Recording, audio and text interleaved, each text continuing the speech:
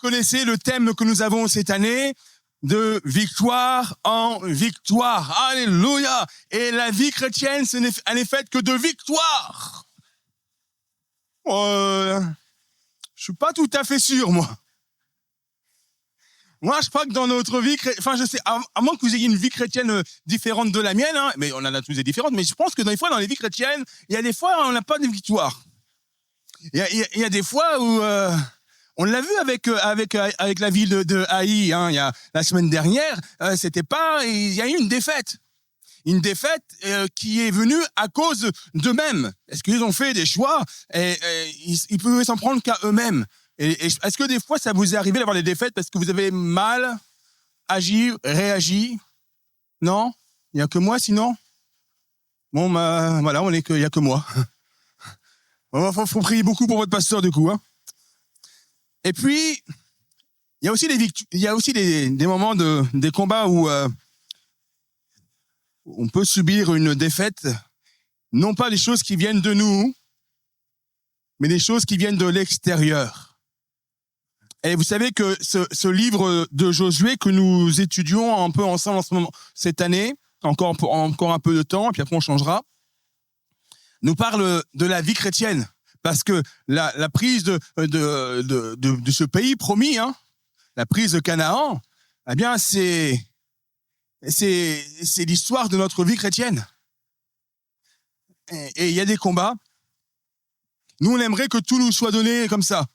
On donne au Seigneur et hop, il y a tout qui coule. Le Seigneur a remporté la victoire, mais il nous demande à nous, chacun d'entre nous, de nous saisir des victoires que lui a déjà remportées. Et dans notre vie chrétienne, des fois, on a besoin d'apprendre certaines choses, et il y a des choses qui s'apprennent aussi dans les défaites. On apprend aussi. Lorsqu'on perd, on apprend aussi. Et j'aimerais qu'on puisse lire ensemble, on va faire une longue lecture ce matin, le livre de Josué, on va lire le chapitre 9. Ça vous fait pas trop peur, ça va? Josué, on va lire tout un chapitre. J'espère que tout le monde a l'habitude de lire au moins un chapitre. Il y en a qui disent, voilà, j'ai jamais lu un chapitre de la Bible tout seul en entier. J'espère que non, quand même. Chapitre 9, parce que là, faut qu'on ait l'histoire tout entière. C'est bon pour toi? Verset 1er jusqu'à la fin. À la nouvelle de ces événements, tous les rois qui se trouvaient à l'ouest du Jourdain, dans la montagne et dans la vallée, et sur toute la côte de la mer Méditerranée, jusque près du Liban, les Hittites, les Amoréens, les Cananéens, les Phéréziens, les Éviens et les Jébusiens, s'unirent d'un commun accord pour combattre ensemble contre Josué et contre Israël. Ils ont réussi à faire l'unité. C'est marrant parce qu'aujourd'hui, on trouve à peu près la même chose. Bon. Les habitants de Gabaon, de leur côté, lorsqu'ils apprirent de quelle manière Josué avait traité Jéricho et Haï, eurent recours à la ruse. Ils se mirent en route avec des provisions de voyage. Ils prirent de vieux sacs pour leurs ânes, ainsi que de vieilles outres à vin déchirées et recousues. Ils portaient à leurs pieds de vieilles sandales raccommodées et sur eux de vieux vêtements. Et tout le pain qu'ils avaient pour nourriture était sec et en miettes. Ils allèrent trouver Josué au camp de Gilgal et lui dire, ainsi qu'à tous ceux d'Israël, « Nous venons d'un pays éloigné.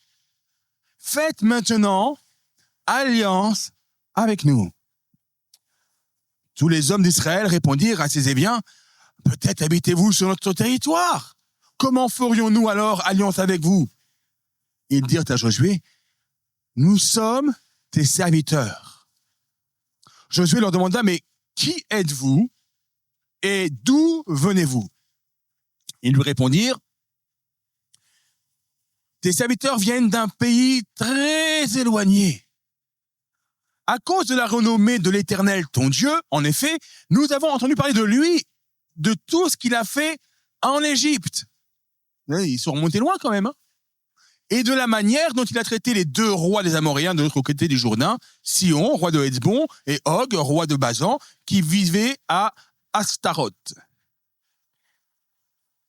Nos anciens et tous les habitants de notre pays nous ont dit, prenez avec vous des provisions pour le voyage. Allez à leur rencontre et dites-leur, nous sommes vos serviteurs. Faites maintenant alliance avec nous. Voici notre pain. Il était encore chaud quand nous en avons fait provision dans nos maisons, le jour où nous sommes partis pour venir vers vous. Et maintenant, il est tout sec et en miettes. Ces outres de vin que nous avons remplies, toutes neuves, les voilà déchirées. Nos vêtements et nos sandales se sont usés à cause de la très grande longueur du trajet. Les hommes d'Israël acceptèrent des provisions des Gabaonites et ne consultèrent pas l'Éternel. Ah, vous comprenez ce qui se passe là. Josué fit la paix avec eux et conclut une alliance par laquelle il devait leur laisser la vie. Et les chefs de l'assemblée leur en firent le serment. 3 jours après la conclusion de cette alliance, ils apprirent que ces hommes étaient leurs voisins et habitaient sur leur territoire. En effet, les Israélites partirent de leur camp et parvinrent vers leur ville le 3e jour. Il s'agissait de Gabaon, Képhira, Béhéroth et Kirjat Jéarim. Ils ne tuèrent pas les Gabaonites parce que les chefs de l'assemblée leur avaient juré par l'Éternel, le Dieu d'Israël, de leur laisser la vie. Mais toute l'assemblée murmura contre les chefs. Tous les chefs dirent à toute l'assemblée, nous leur avons prêté serment au nom de l'Éternel, le Dieu d'Israël, et maintenant, nous ne pouvons pas les toucher. Voici comment nous les traiterons. Nous leur laisserons la vie afin de ne pas attirer sur nous la colère de l'Éternel à cause du serment que nous leur avons fait. Ils vivront, leur dirent les chefs, mais ils furent employés à couper le bois et à puiser l'eau pour toute l'assemblée, comme les chefs le leur avaient dit. Josué fit appeler les Gabaonites et leur dit, pourquoi nous avez-vous trompé en disant, nous sommes très éloignés de vous, alors que vous habitez sur notre territoire. Maintenant, vous êtes maudits. Et vous ne cesserez pas d'être dans l'esclavage, de couper du bois et de puiser de l'eau pour la maison de mon Dieu. Ils répondirent à Josué, on avait rapporté à tes serviteurs les ordres de l'Éternel ton Dieu, à Moïse son serviteur. Il y était question de vous livrer tout le pays et de détruire devant vous tous ses habitants. Et votre présence nous a inspiré une grande peur pour notre vie. Voilà pourquoi nous avons agi de cette façon. Et maintenant, nous voici entre tes mains. Traite-nous comme tu le trouveras bon et juste de le faire. Josué agit envers eux comme il avait été décidé. Il les délivra des Israélites qui ne les firent pas mourir. Mais il les dessina dès ce jour à couper du bois et à puiser de l'eau pour l'assemblée et pour l'autel de l'Éternel à l'endroit que l'Éternel choisirait. C'est ce qu'ils font encore aujourd'hui. Amen. Le titre de mon message ce matin, c'est le manque de discernement, porte ouverte aux ruses de l'ennemi. Le manque de discernement, porte ouverte aux ruses de l'ennemi. Ils sont tombés dans un piège après la victoire. Le piège après la victoire. C'est l'échec par l'autosuffisance suivi du piège de la ruse.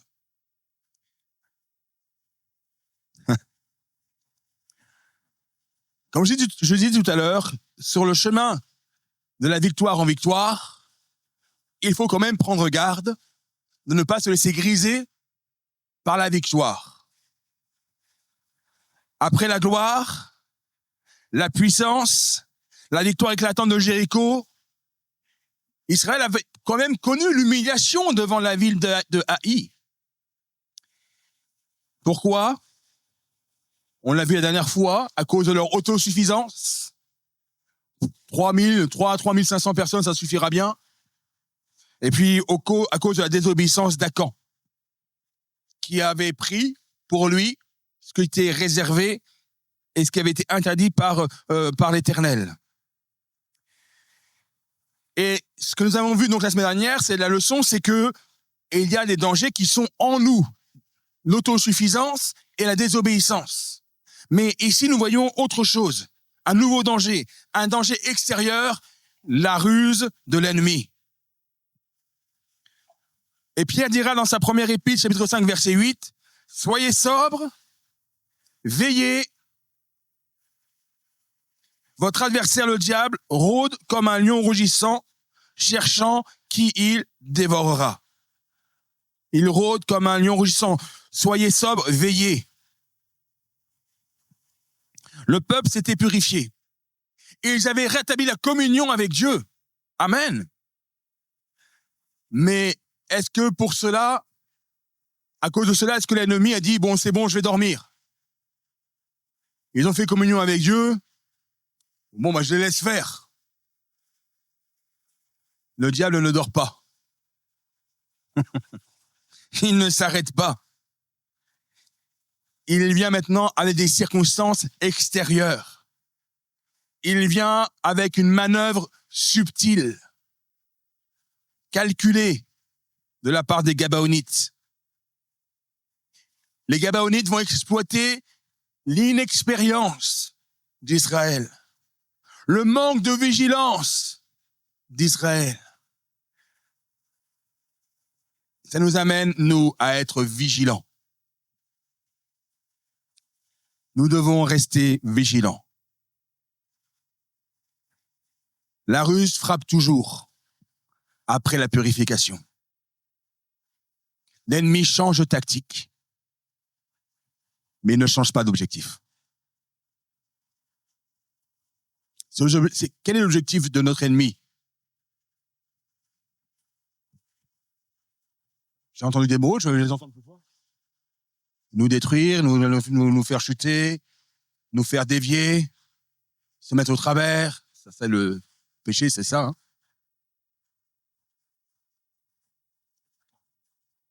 Nous séparer de Dieu, toutes ces choses. Alors voyons un peu la ruse de l'ennemi, le problème, l'escalade de la menace. Ils vont préparer un plan machiavélique basé sur la peur. Pourquoi, et ça on le sait à la fin, pourquoi les Gabaonites vont-ils agir de telle sorte? Pourquoi les Gabaonites vont mettre la ruse? Pourquoi ils vont se servir? Pourquoi ils vont essayer de se sauvegarder? Qu'est-ce qui se passe? Qu'est-ce qui se passe dans leur cœur, en fait? Qu'est-ce qui les pousse à faire ça? Ils ont peur. Ils savent que le Dieu d'Israël est plus grand qu'eux. Et c'est une réalité, hein, pour nous aujourd'hui aussi. Hein. Le diable sait très bien qu'il a déjà perdu parce qu'il y a eu la croix. Donc lui, il sait. Et qu'est-ce qu'il va faire? Il va essayer de ruser pour mettre en nous quelque chose. Laisser dans nos vies, laisser dans nos cœurs les choses qui ne devraient pas y être. Sauvegarder ce qu'il peut sauver. On connaît cette expression, sauver les meubles. Et c'est ce qu'il veut faire. Il veut sauver les meubles en emportant le plus de personnes avec lui. Ils veulent survivre parce qu'ils se savent condamnés. Ils ont compris que la chair ne peut rien contre l'esprit. Amen. Est-ce que nous avons compris ça? Ils préparent minutieusement un plan de tromperie. Ils ont l'art du déguisement. Je ne sais pas s'ils faisaient du théâtre chez eux, mais en tout cas, ils ont vraiment l'art du déguisement. Ils se sont habillés pour faire croire qu'ils avaient fait un long voyage. Parce qu'ils voulaient contourner l'interdit de l'Éternel. Alors ils sont venus avec des vêtements usés, des chaussures, des sandales en lambeaux,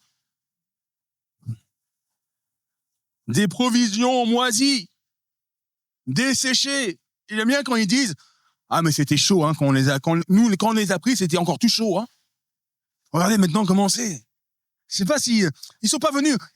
On est frais. Ils ont dû venir comme ça. Oh, on est fatigué. On a fait toute cette route. Regarde comment on est habillé. Regarde ce qui nous reste comme nourriture. Regarde notre pain sec. On est presque au pain sec et à l'eau, hein. Regarde nos outres, elles sont vieilles, déchirées. Mais c'est parce qu'on a fait de la route. On vient d'un pays lointain. Quelle application pour nous aujourd'hui? Nous avons un ennemi qui se déguise.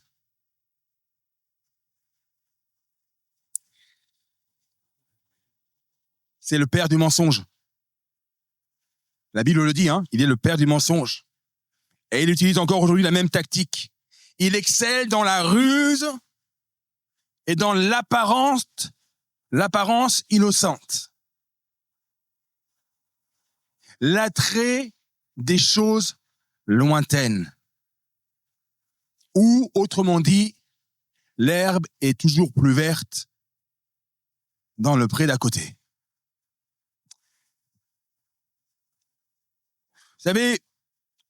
Vous savez comment est représenté le diable? Vous savez comment il est représenté? Il a des cornes, une queue fourchue, il est tout rouge, on le voit arriver à 10 000. Et on croit qu'il va se présenter comme ça à nous. Et franchement, s'il venait comme ça, on le repérerait de loin. Mais il se présente pas comme ça. Il se présente pas comme ça. Et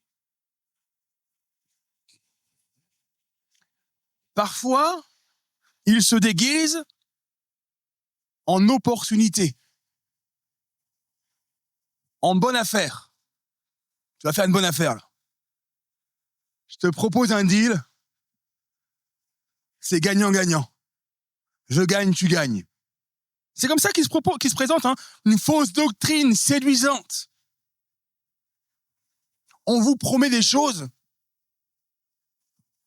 on fait miroiter les choses. Un compromis qui paraît si minime. Oh, c'est pas grand-chose. Je fais un petit compromis, hein, mais on va s'en sortir. L'usure feinte, la fausse usure, l'apparence de piété. C'est comme ça qu'ils se déguisent aussi. La grande humilité.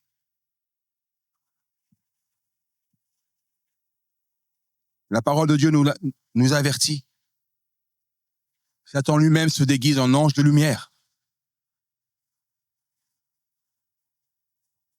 Et il se fait appeler comment? Lucifer. Lucifer, ça veut dire ange de lumière. Vous préférez être appelé ange de lumière ou diable? Lequel est plus acceptable pour vous? L'ange de lumière, c'est quand même plus sympa. Mais il se déguise en ange de lumière. Il n'est plus ange de lumière depuis bien longtemps. Et c'est Paul qui dira dans la deuxième épître aux Corinthiens, au chapitre 11, les versets 13 et 14, 2 Corinthiens 11, 13, 14. De tels hommes sont de faux prophètes, des ouvriers trompeurs, déguisés en apôtres de Jésus-Christ, en apôtres de Christ. Et cela n'est pas étonnant puisque Satan lui-même se déguise en ange de lumière.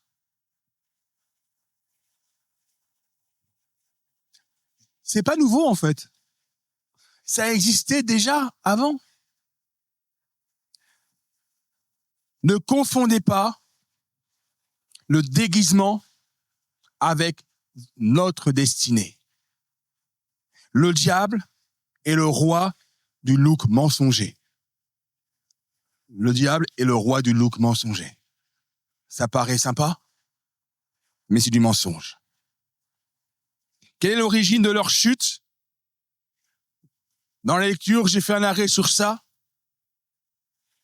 Le manque de consultation de Dieu.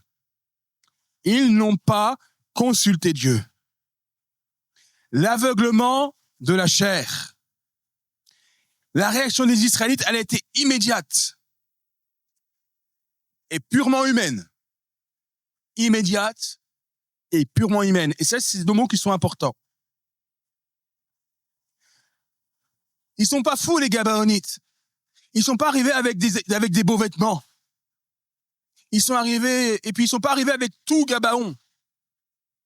Ils sont arrivés avec quelques hommes. Et Israël, il se dit, mais ils sont vraiment pas beaucoup, hein. Excusez-moi du terme. Regarde comment ils sont fringués. C'est pas eux qui vont nous faire quelque chose. Mais ça, ils avaient pourtant appris avec Haï que l'autosuffisance, c'est pas forcément bon. Mais parfois, il y a, je sais pas vous, mais dans nos vies chrétiennes, on a besoin que Dieu nous rappelle des choses. Des fois, ça nous arrive de faire 2 fois la même erreur. Ça vous arrive pas, vous? Et il y a eu besoin d'une piqûre de rappel.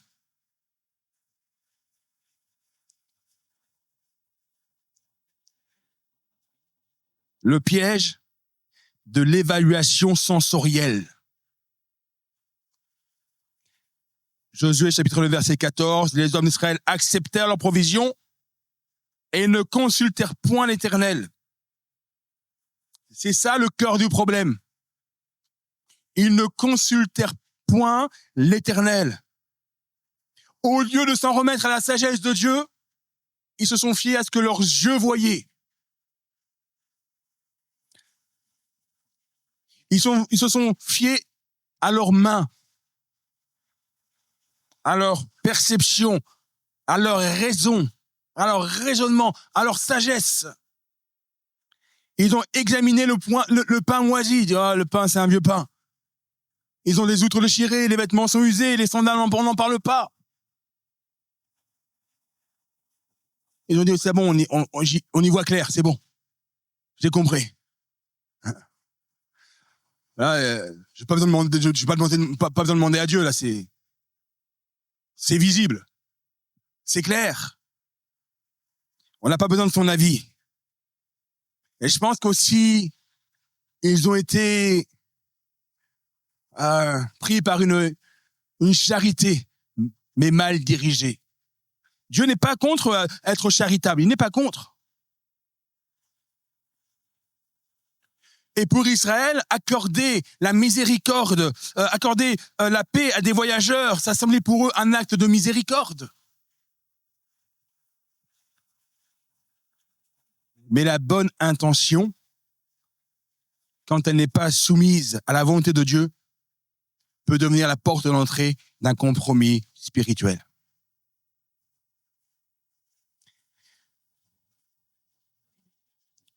Livre des Proverbes, au chapitre 3 et au verset 5.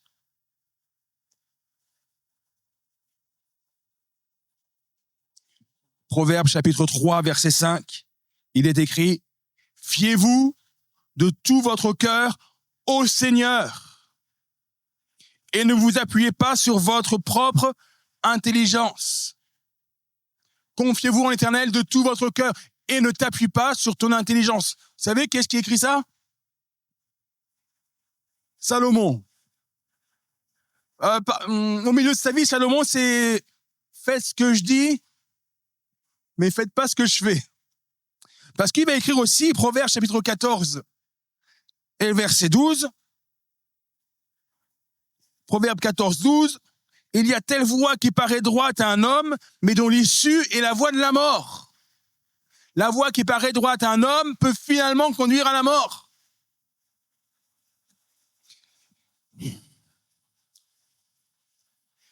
Quand l'évidence physique remplace la prière, vous échangez la sagesse de Dieu contre l'erreur humaine. Quelles conséquences? Eh bien, à nos inconséquences, il y a des conséquences.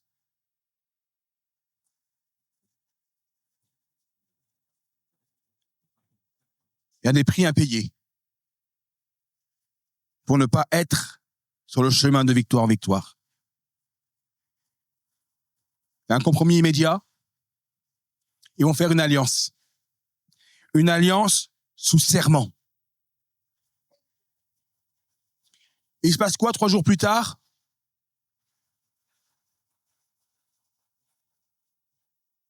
Qu'est-ce qui se passe pour Israël? Ils font l'alliance avec les Gabaonites et 3 jours plus tard, il se passe quoi? Qu'est-ce qu'ils découvrent en fait? Les Gabaonites, le pays très lointain là. Il est à 3 jours de marche. Ah, à l'époque, ça va vite. Hein. C'est pas comme aujourd'hui. C'est pas 3 jours de voiture. Hein. 3 jours de marche avec un peuple. Donc ils couraient pas. Hein. Donc ils étaient tout près. Et ils vont voir leur erreur, ils vont découvrir leur erreur. Mais Israël était lié par un serment. Et ce serment était fait devant l'Éternel. Ce qui fait que leur compromis est devenu irrévocable.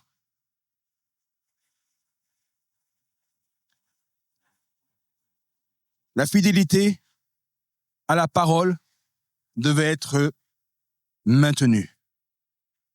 Même s'ils se sont rendus compte de leur erreur. C'est dur ça quand même, non? Et puis ça va avoir une conséquence aussi dans le fait qu'ils vont accueillir en leur sein une puissance étrangère. On est vos serviteurs. On est vos serviteurs. Mais vous êtes des étrangers quand même. C'est quelque chose qui est pas normal. On ne peut rien faire parce que, voilà, mais il y a quelque chose d'étranger. Et il y a un corps étranger. Et quand il y a un corps étranger dans une blessure ou autre, et qu'on ne peut pas l'enlever, ça peut poser des problèmes. Ça peut poser des problèmes.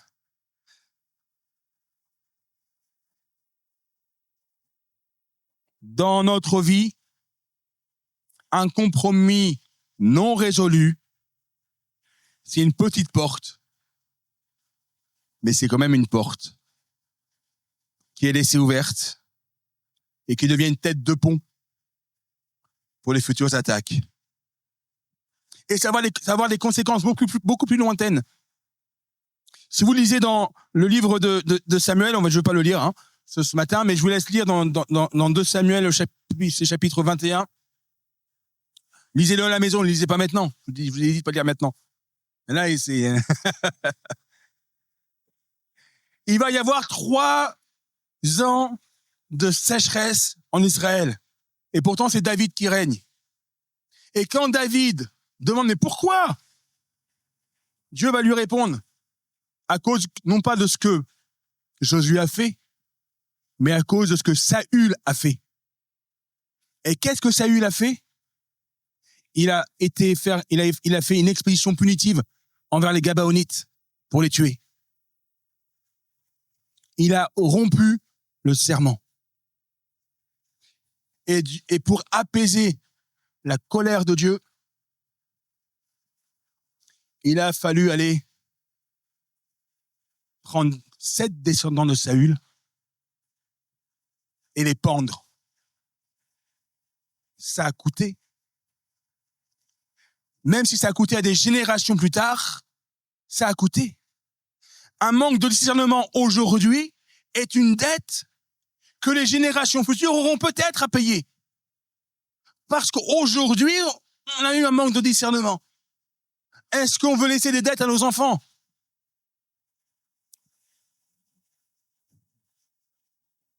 Les enfants, regardez vos parents et dites non, s'il te plaît, tu ne me laisses pas de dettes. Laisse-moi un héritage, mais qui soit positif, pas en négatif.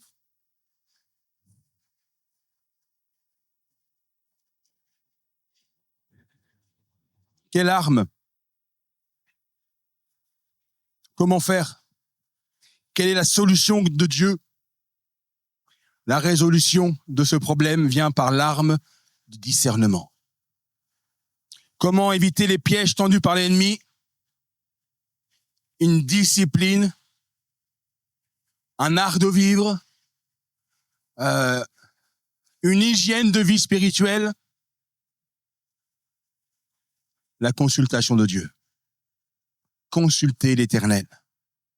C'est la seule parade infaillible pour pouvoir déjouer les pièges de l'ennemi, les ruses de l'ennemi. Vous n'avez pas 36 solutions. Et il y en a une. C'est consulter l'Éternel. Et c'est ce que Israël a négligé. Nous devons passer par une prière qui est systématique.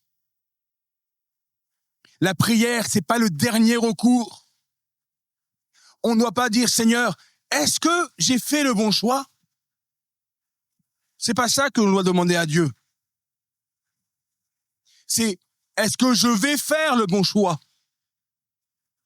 Guide-moi dans le choix que je dois faire, parce que la prière, elle vient pas en dernier dans nos décisions. La prière doit venir en premier.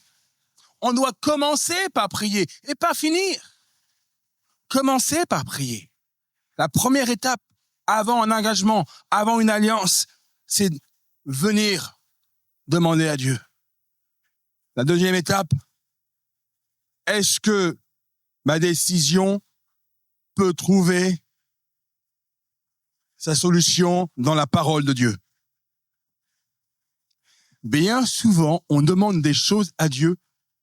On dit, mais Dieu m'a pas répondu. Il dit, mais parce que je l'ai déjà dit. C'est écrit dans ma parole. C'est écrit dans ma parole. Tu veux une révélation, tu veux que la terre, elle tremble. Mais fais trembler ta Bible. Parce que dans la parole que Dieu nous a donnée, il y a déjà tellement de réponses à nos questions. Connaître la Bible, c'est connaître le plan de Dieu. Amen. Et si tu connais le plan de Dieu, tu t'éviteras d'être séduit. Prendre le temps. C'est le troisième point, ça. Prendre le temps. Le diable est toujours pressé. Et la précipitation, c'est l'allié de la ruse. Parce que le discernement va demander du calme et de la patience. Attention à tes choix précipités. L'arme qui est aussi à notre disposition, que Dieu a mis à notre disposition, dont on parle dans le Nouveau Testament, c'est le discernement des esprits. On l'oublie peut-être, ce don spirituel. Mais c'est un don spirituel, un don de l'esprit. 1 Corinthiens chapitre 12, verset 10, c'est là qu'il est écrit. C'est le Saint-Esprit qui vous permet de sonder les motivations cachées. De distinguer ce qui est de Dieu, ce qui est de la chair et ce qui est du diable. C'est le Saint-Esprit qui vous permet ça. C'est pas ce que vous pouvez voir, c'est le Saint-Esprit qui vous permet ça. Il ne se base pas sur l'apparence.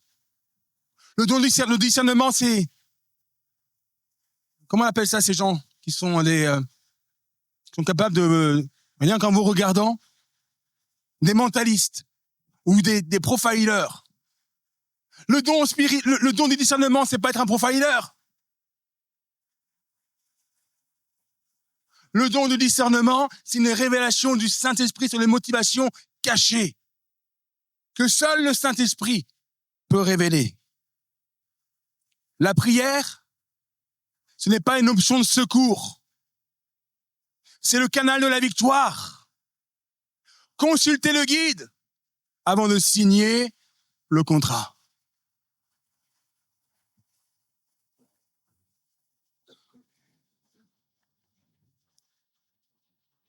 Je voudrais terminer avec des applications pratiques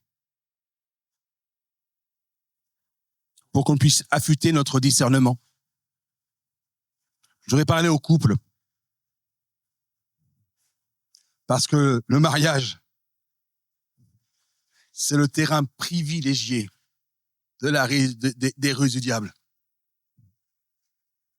L'ennemi attaque l'unité. Le danger de la distance lointaine, ça vient de loin. Et il y a un danger dans le couple. Et la ruse se glisse sous l'apparence de bonnes intentions. Non, un engagement professionnel. Ah là, il y a une bonne opportunité. Ouais, mais tu vas être obligé de déménager à 300 km. Ouais, mais l'opportunité est tellement belle. Une amitié. Mon frère, t'as des copains. Mais si tes amis t'éloignent de celle que Dieu a mis à tes côtés, c'est un piège. C'est une ruse. Un investissement qui accapare tellement de ton énergie que tu n'as plus d'énergie pour les choses de Dieu. Ne vous fiez pas aux apparences émotionnelles. Les émotions de l'un, de l'autre. Nos blessures, nos fatigues, nos désirs, ce sont des mauvais guides. Si tu te laisses guider par ta fatigue, par tes blessures, ce sont des mauvais guides et tu vas prendre des mauvaises décisions. Avant de réagir à chaud dans un conflit, sur une tentation, apprenez à consulter l'Éternel avant de réagir en couple.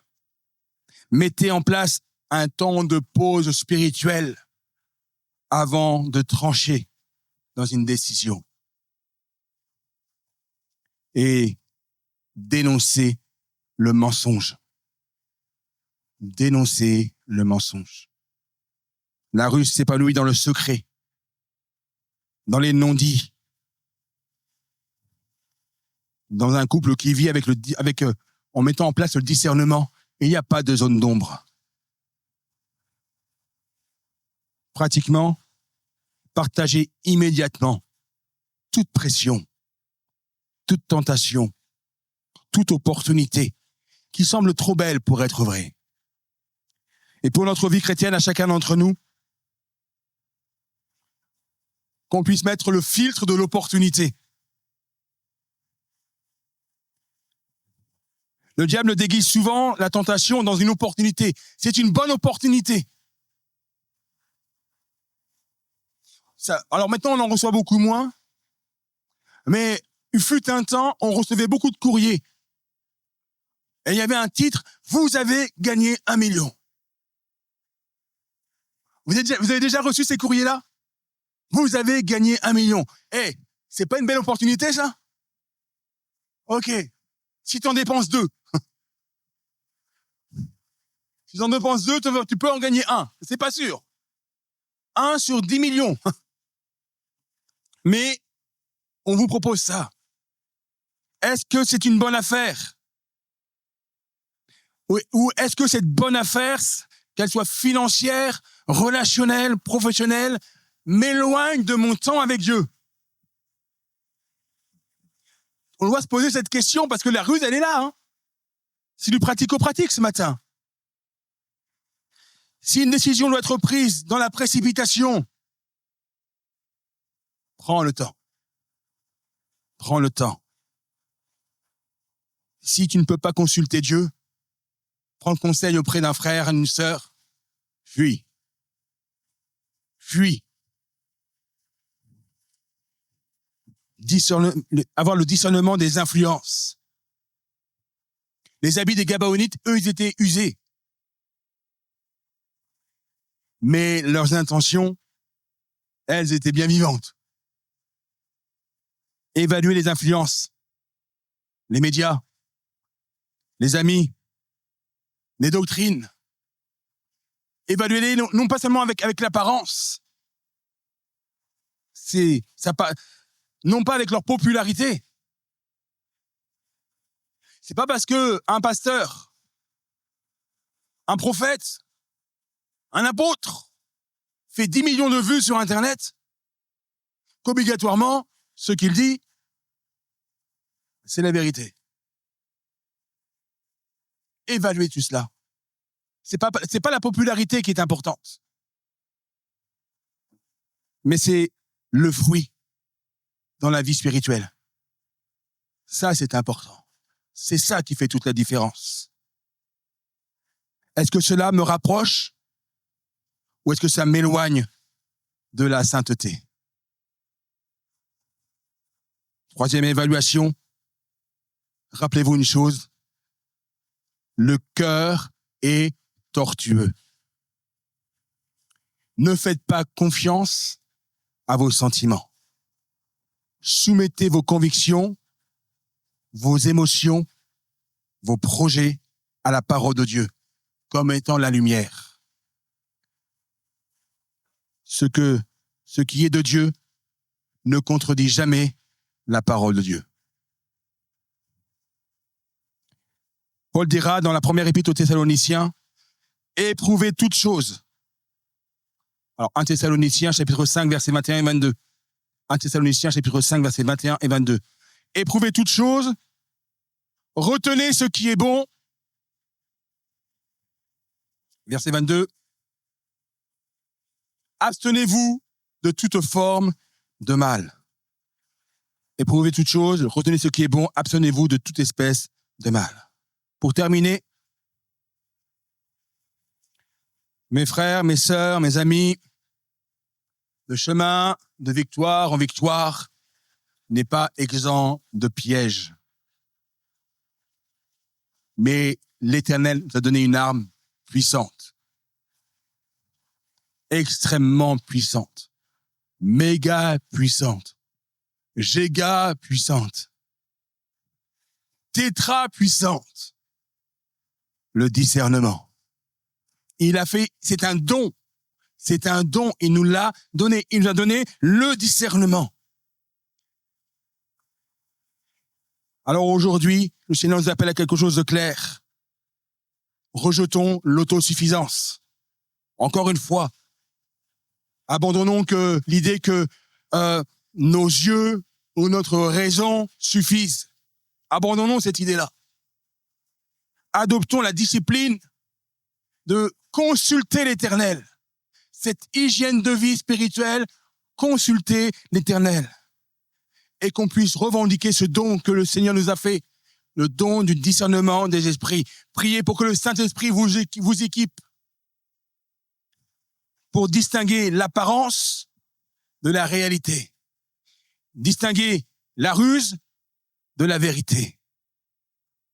Le diable peut changer de déguisement. Et il changera tout au long de notre vie. Il changera de déguisement. Mais si nous sommes ancrés en Christ, si nous sommes ancrés dans la parole de Dieu, et si nous demandons au Seigneur de nous donner le don du discernement, quel que soit le déguisement ou le masque qu'il portera, vous pourrez dire, enlève ton masque. Je t'ai reconnu. Enlève ton masque. Je t'ai reconnu. Engageons-nous aujourd'hui à ne prendre aucune décision importante sans avoir sincèrement consulté notre guide, c'est l'Éternel des armées. Amen. Amen.